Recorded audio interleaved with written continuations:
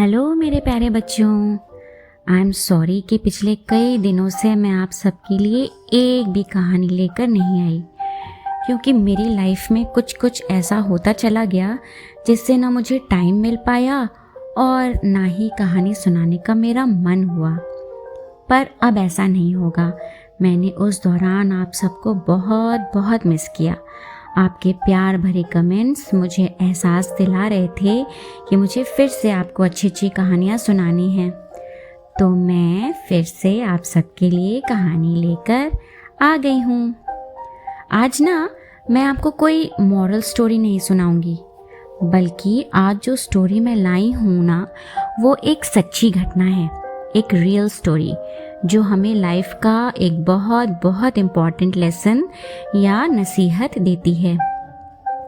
आज मैं आपको एक छोटी सी नन्ही सी बच्ची पीहू की कहानी सुनाऊंगी, जो क्लास 1 में पढ़ने वाली एक बहुत ही प्यारी और चंचल बच्ची थी।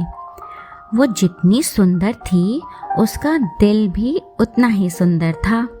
जब वो बोलती थी तो जैसे फूल खिलते थे, जब वो हंसती से चारों तरफ खुशबू फैल जाती थी।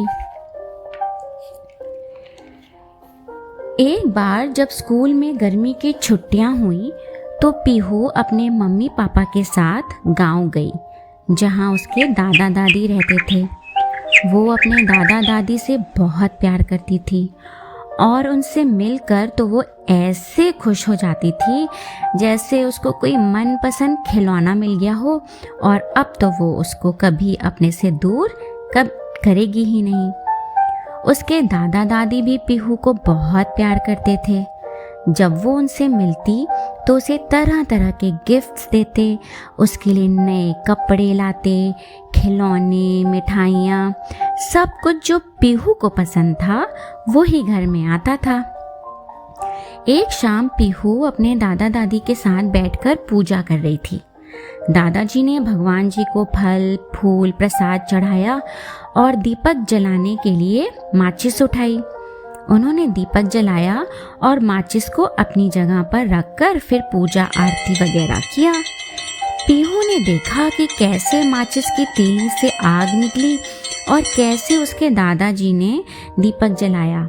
वो बहुत ध्यान से सब देख रही थी। जब पूजा खत्म हो गई तो पीहू ने माचिस उठा ली और खुद उसे जलाने की कोशिश करने लगी। दादाजी ने जैसे ही देखा कि वो ऐसा कर रही है तो तुरंत उन्होंने उससे माचिस ले ली और उसे डांटा कि ये बच्चों के खेलने की चीज़ नहीं है। पीहू ने बड़ी मासूमियत से जवाब दिया कि ओके दादाजी, मैं इसे नहीं छूऊंगी, सॉरी। ऐसा बोलकर वो फिर खेलने बाहर चली गई। दादाजी ने भी माचिस को छुपा दिया जिससे फिर पीहू उसे ना छू सके। कुछ दिन बाद पीहू अपने गांव के दोस्तों के साथ खेल रही थी। शाम हो गई तो वो सब पीहू के घर आ गए और सब मिलकर कॉमिक्स पढ़ने लगे। पीहू अपने साथ बहुत सारी मज़ेदार कॉमिक्स शहर से लेकर आई थी, जिन्हें पढ़ना सारे बच्चों को बहुत अच्छा लगता था। बच्चों, गांव और कस्बों में शाम होते ही बहुत मच्छर आने लगते हैं, तो पीहू और उसके दोस्तों को भी मच्छर काटने लगे। उस समय दादा दादी दूसरे कमरे में पूजा की तैयारी कर रहे थे और मम्मी पापा कुछ सामान खरीदने मार्केट गए हुए थे। तो सारे दोस्त जब मच्छरों से परेशान हो गए तो एक ने कहा कि मैं अभी मच्छर वाली कॉइल जला देता हूँ, फिर सारे मच्छर भाग जाएंगे।